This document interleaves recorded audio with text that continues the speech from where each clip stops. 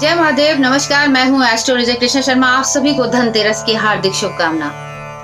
आज हम आपसे जो चर्चा करने वाले हैं, जी हाँ, धनतेरस के बारे में आपको बताएंगे कि धनतेरस का जो त्योहार आ रहा है उसमें आप क्या ऐसा करें जिससे जो है महालक्ष्मी की कृपा आपके ऊपर बनी रहे। और इसके अलावा ये भी है कि आप जब धनतेरस के दिन जब पूजा आराधना कर रहे हैं तो घर में सभी लोग निरोगी रहें, घर में कोई भी परेशानी ना रहे, घर में ज्यादातर जो है हमारी जो आर्थिक स्थिति है वो मजबूती बनी रहे। तो उसी से संबंधित आज हम आपके साथ में चर्चा करने वाले हैं। सबसे पहले हम आपको बता दें कि धनतेरस का जो शुभ मुहूर्त है वो हम आपको बताते हैं। देखिए, धनतेरस का जो शुभ मुहूर्त है उसके लिए हम बता दें 2 नवंबर मंगलवार के दिन, क्योंकि जी हाँ, ये सारे मांगलिक त्योहार हैं और मंगलकारी जो त्योहार के लिए मंगलवार से ये शुरुआत हो रही है। 2 तारीख को मंगलवार के दिन शाम को 6:18 से पूजा प्रारंभ होगी, जो 8:11 तक रहेगी। इस दौरान जो है आप पूजा आराधना करते हैं, जो धन्वंतरी महाराज की पूजा आराधना, भगवान विष्णु की पूजा आराधना करते हैं, कुबेर जी की पूजा आराधना करते हैं, तो अत्यंत आपके लिए लाभकारी रहता है। और अगर आप खरीदारी की बात करते हैं तो खरीदारी आप जो है दिन में भी कर सकते हैं। वैसे शाम को खरीदना बहुत ही ज्यादा शुभ माना गया है। शाम को जो है आप खरीदारी करेंगे 5:35 से लेके 8:11 तक का जो समय है, जो भी आप खरीदारी करेंगे वो आपके लिए बेहद लाभकारी रहेगा। तो चलिए बताते हैं। सबसे पहले मैं आपको ये बता दूं कि आप जब खरीदारी कर रहे हैं तो पीतल का बर्तन जरूर खरीदिएगा, क्योंकि कहते हैं समुद्र मंथन में भगवान धन्वंतरी जी जब उत्पन्न हुए थे तो उनके हाथ में एक कलश था। तभी से ये प्रथा चली आ रही है बर्तन खरीदने की। तो ये बर्तन कौन सा होता है? पीतल का बर्तन होता है। कलश जिसे हम कहते हैं, कलश खरीदते हैं लोग, और साथ ही जो है पीतल से संबंधित कोई भी बर्तन आप खरीद सकते हैं। उस दिन पीतल का जो दाम होता है वो बहुत ही महंगा होता है। इसके अलावा ये बता दें कि आप अगर और कुछ खरीदना चाहते हैं, चांदी खरीद सकते हैं। इसके साथ ही जो है उस दिन जिस दिन धनतेरस है उस दिन जो है नई झाड़ू खरीदिएगा। नई झाड़ू खरीदनी है आपको। और साथ ही आप धनिया उस दिन खरीद के भगवान धन्वंतरी की जब पूजा आराधना करें तो आप जो है उसमें धनिया जरूर चढ़ाइएगा। इसके अलावा और हम क्या कर सकते हैं? जी हाँ, उस दिन जो है आप चांदी के बर्तन हो गए, गणेश लक्ष्मी की आप जो मूर्त लेके आते हैं तो मिट्टी के लाइएगा। पीओपी की जो होती है वो मत लाइएगा, या फिर चांदी की लेके आइएगा। इससे जो है आपके घर में शुद्धता भी रहती है। कहते हैं मिट्टी के जो गणपति होते हैं, लक्ष्मी होते हैं, वो बेहद जो है पवित्र माने जाते हैं। उसको आपने जब पूजा आराधना जब आप करेंगे तो आपका उत्तर मुखी आपका मुख होगा, उत्तर की तरफ, क्योंकि कुबेर देवता का निवास रहता है। कुबेर देवता की आप जो है मूर्ति लेके आ सकते हैं। कुबेर देवता की अगर आपने स्थापित करी हुई कोई पीतल की या अष्ट धातु की मूर्ति रखी है, आप उसकी भी पूजा आराधना कर सकते हैं। तो क्योंकि मैं इसलिए कह रही हूँ कि आप जो है अभी से खरीदारी कर लेंगे तो आपको धनतेरस वाले दिन कोई भी समस्या उत्पन्न नहीं होगी। जी हाँ, मंगलवार के दिन आप जो है अच्छे से पूजा कर सकते हैं। खील बतासे लाते हैं लोग। और साथ ही ये भी कहते हैं कि उस दिन आप जो तुलसी का पौधा होता है वहां पर एक दीप जरूर जलाइएगा। चौमुखी दीपक अपने दरवाजे पे जलाइएगा, जिसमें आप एक सिक्का डाल दीजिएगा।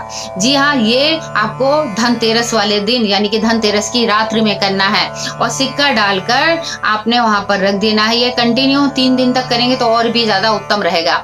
और आटे का जो चौमुखी आप दीपक जो जलाएंगे उसके बाद तेल का जलाइए या घी का जलाइए, आपके ऊपर है। मगर मैं ये कहूंगी तेल का जला सकते हैं, सरसों के तेल का जला सकते हैं, और मूंगफली के तेल का भी जला सकते हैं। तो आप जो है जैसा भी आपको लगे तेल का जलाना तो उससे भी जला सकते हैं।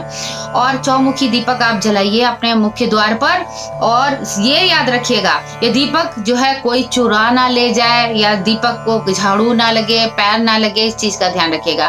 घर का जो मुख्य द्वार होगा वहां पर कोई भी जूते चप्पल नहीं होने चाहिए। इससे जो है आपके घर में हो सकता है कि जो जो लक्ष्मी जी का जो आगमन है वो कहीं ना कहीं जो है आपके लिए अच्छा ना हो, तो लक्ष्मी जी कहीं रूठ के ना चली जाए, तो ऐसा माना जाता है।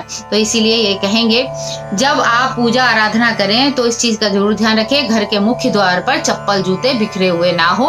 और यदि आपके घर में कोई कुत्ता आपने पाल रखा है, पशु वगैरह कोई भी पाला है, वो भी राह में नहीं होना चाहिए। घर का मुख्य द्वार साफ सुथरा होना चाहिए। घर के हर कोने कोने में सफाई वगैरह सुबह ही हो जानी चाहिए, ताकि शाम को जब आप पूजा आराधना करें, लाइटिंग वगैरह जो भी आपने लगानी है वो लगाएं। घर एकदम जगमगाहट होनी चाहिए। और घर में उस दिन जो शंख की पूजा भी जरूर कीजिएगा। शंख बजाना और शंख की पूजा करना भी बेहद उत्तम माना गया है। इसके साथ ही ये भी बता दें कि आप जब घर का मुख्य द्वार आपने साफ सुथरा कर लिया, तो घर के मुख्य द्वार पर आपने सुबह सुबह एक तो प्रातः काल उठकर जल छिड़कना है और रंगोली बनानी है। जी एक बार फिर से बता दूं, घर के मुख्य द्वार पर जल छिड़कना है, रंगोली बनानी है। और रंगोली बनाने का मतलब ये मैं कहती हूँ आग यानी कि शुभता का प्रतीक होता है, कि घर में जब भी कोई मांगलिक कार्य होता है तो घर के मुख्य द्वार पर अच्छे से कहते हैं कि रंगोली बनाई जाती है, कि किसी के आने का जो आप वेलकम कर रहे होते हो, तो इस तरीके से आप कीजिएगा। साथ ही बंधनवार के लिए भी कहूंगी कि आप उस समय जो है अशोक के पत्ते का बंधनवार भी लगा लें। दीपावली पे तो आपको लगाना ही लगाना, मगर आपको धनतेरस यानी कि पहला जो त्योहार है उस दिन आप जरूर लगाइएगा। इसके साथ मैं आपको ये कहूंगी कि जब आप पूजा आराधना कर रहे हो तो इस बात का जरूर ध्यान रखिएगा कि कोई भी कमी ना रह जाए, क्योंकि साल भर का ये त्योहार है।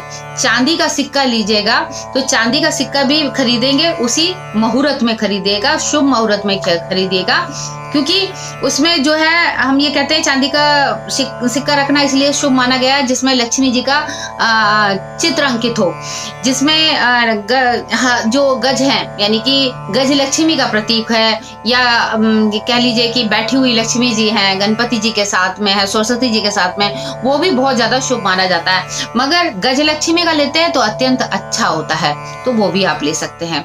और पूजा की जैसे कि मैंने आपको बोला था कि खरीदारी पूरी कर लीजिएगा। मैं आपको जो है पूजा में कौन कौन सी चीजें हैं वो मैंने आपको पहले भी बताया है, अभी बता देती हूँ। एक तो जो है गोमती चक्र ले लीजिएगा, काली गुंजा और सफेद गुंजा के 11-11 दाने ले लेने हैं। इसके साथ ही आप कमल का फूल भी रखना है।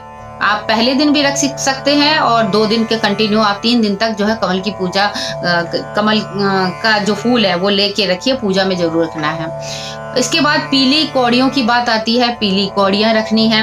अब हम बात करते हैं कि हम और क्या कर सकते हैं कि जो हमारे लिए बेहद उत्तम रहे। तो सबसे पहले हम एक चीज बता दें, सुख और जो आप समृद्धि के लिए आप चाहते हैं कि आपके घर में क्या चाहते हैं कि सारी चीजें अच्छी रहें, तो उसके लिए आपने 21 चावल के दाने वो भी मंत्र बोलते हुए चढ़ाने हैं। और 21 चावल के दाने चढ़ाकर जो धनवंतरी जी को चढ़ाने के साथ साथ और जो लक्ष्मी जी गणपति जी लाए हैं उसको तब तक आप उनका मुख नहीं खोलेंगे, मगर आप उसको एक साइड में रख देंगे। आपने 21 दीपक यानी कि जो चावल के दाने हैं वो जो है आपने दीपक के पास में छोड़ने हैं। मंत्रों के साथ बोलते जाइए और दीपक के पास में रखने, दीपक के अंदर नहीं डालने हैं, ठीक है, इस बात का आप ध्यान रखिएगा। और यमदेव के नाम का आपने एक दीपक निकालना है। कहाँ निकालेंगे आप? दक्षिण दिशा की तरफ निकालेंगे। यमदेव के नाम का आपको दीपक निकालना है दक्षिण दिशा की तरफ। और कुबेर देवता की भी पूजा आराधना करनी है। जी हाँ, एक चीज बता दें, अगर उस दिन आपको छछूंदर दिख जाती है तो बहुत ज्यादा अच्छा रहता है। तो कुबेर देवता के नाम का भी आपको एक दीपक निकालना है। और इसके अलावा अब शुरुआत हो जाती है धन त्रयोदशी यानी कि 13 दिन का, यानी कि जो हम कहते हैं त्रयोदशी 13वां तारीख होती है, 13वां कहते हैं गिनती का नंबर होता है। तो यहाँ पर जो है धन त्रयोदशी वाले दिन ये पूजा आराधना जो चालू हो जाती है। अब यहाँ से हम प्रारंभ करते हैं अपनी पूजा आराधना, और जिससे जो है माता लक्ष्मी और कुबेर देवता अपनी कृपा आपके ऊपर बनाए रखें। तो यहाँ आप क्या करेंगे, चौमुखी दीपक भी हमने आपको बता दिया है, वो भी आटे का आपको जलाना है, ये भी बता दिया। आप पूजा आराधना की, इससे क्या होता है, अकाल मृत्यु से आपको कभी भी खतरा नहीं रहता है। सारे आपके घर में जो कष्ट है वो सारे दुख जो है आपके दूर हो जाते हैं। अब ये बताते हैं कि आपने जो पूजा करनी है उसके लिए अलग से एक चौकी बनाइएगा। जहाँ पूजा घर है वहां पे मत रखिएगा, अलग से चौकी बनानी है। ऐसे ही लक्ष्मी जी की जब आप पूजा आराधना करें तो आप जो है अलग से चौकी लगाइएगा। और अगर पहले नहीं कर सकते, यानी धनतेरस वाले दिन नहीं कर सकते, आपके मंदिर में जगह है तो वहां पे भी कर सकते हैं। मेरा मानना यह है कि आप अलग से एक पटरे पे जो भी चौकी आपने बनाई है उस पे जो है धन्वंतरी जी की प्रतिमा है, या फिर आप नहीं है तो कोई बात नहीं, भगवान विष्णु की आप प्रतिमा रख सकते हैं। इसके साथ ही आपने कुबेर देवता का चित्र हो या फिर उनकी मूर्ति स्थापित करनी है। इसके अलावा जो है मैं ये कहूंगी कि जो आप गणपति जी, लक्ष्मी जी लेके आए उनको भी पीछे के साइड में आप रख दीजिएगा। अब चलिए शुरुआत करते हैं। सबसे पहले आपको क्या करना है, आपने गेहूं एक मुट्ठी लेना है और उसको इस तरीके से बनाना है जैसे कि अष्टदल बनता है। अष्टदल बनाकर उसके ऊपर आपने एक कलश रखना है। अगर हो सके तो पीतल का कलश रखिए या फिर तांबे का रखिए। उसमें जल भर देना है। जल भरने के बाद उसमें जो है आपने अशोक के पत्ते आपने गिन कर कितने डालने हैं, 13 अशोक के पत्ते उसमें डालने हैं। अगर नहीं 13 हो पाते तो कोई बात नहीं, आप 5 या 7 डाल सकते हैं। और इसके साथ ही उसके ऊपर अगर आप रखना चाहें तो नारियल रखिए, अन्यथा जो है कोई बात नहीं। आप उसके ऊपर जो है प्लेट रखने के बाद छोटी सी पूजा सुपारी रख दीजिएगा, पूजा सुपारी रख दीजिए।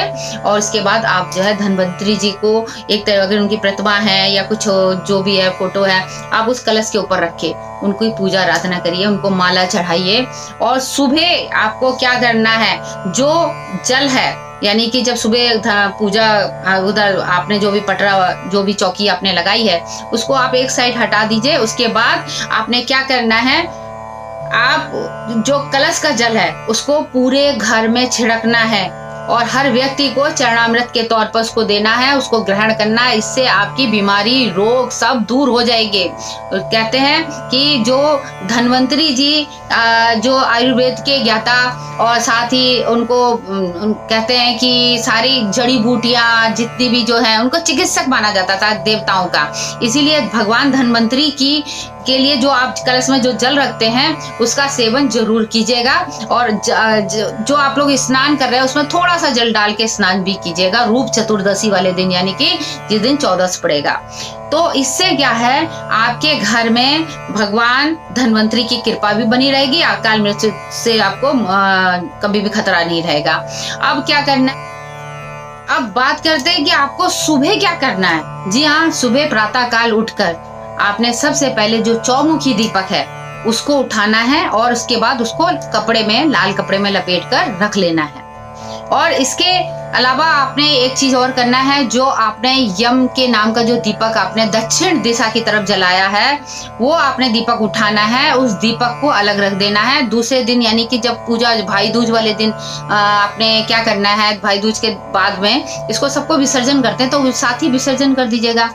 और इसके साथ ही आपको एक चीज और मैं बता दूं कि जो आपने धनिये के बीज भगवान धन्वंतरी पे चढ़ाए थे, जो 21 चावल के दाने जो चढ़ाए थे, 21 चावल के दाने आपने लाल कपड़े में लपेट कर रख देना है।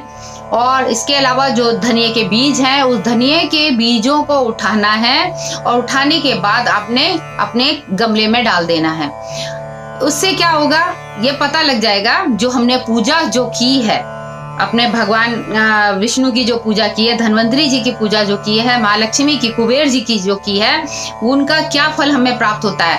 वो धनिये के जो बीज है उसका खिलना, यानी कि वो हमें बताता है कि हमारी आर्थिक स्थिति अच्छी होने वाली है या ठीक खराब होने वाली है या मध्यम रहने वाली है। उसी तरीके से वो बीज में से जो धनिया उत्पन्न होता है वो हमें बताता है कि इस तरीके से हमारी आर्थिक स्थिति होने वाली है। तो उम्मीद करती हूँ जो आज हमने आपके साथ में जो वीडियो बनाया है, आपके साथ में मिलकर जो शेयर किया है, ये सारी जानकारी आपको अच्छी लगेगी। अच्छी लगे तो प्लीज लाइक कर दीजिएगा और सब्सक्राइब कर दीजिएगा हमारे चैनल को, जो नए सब्सक्राइबर हैं, और शेयर कर दीजिएगा। और अच्छा क्या लगा है तो कमेंट्स बॉक्स में जरूर लिखिएगा। हम इसके अलावा आपको बताएंगे अपने दूसरे वीडियो में रूप चतुर्दशी पे आखिर क्या करना चाहिए। जैसे हम कहते हैं नरक चतुर्दशी और रूप चतुर्दशी, तो क्या करना चाहिए उसी से संबंधित सारी जानकारी देंगे। मगर यही कहेंगे हमारे चैनल को देखना ना भूलें। मुझे दीजिए इजाजत। हर हर महादेव और आप सभी के लिए शुभ धनतेरस।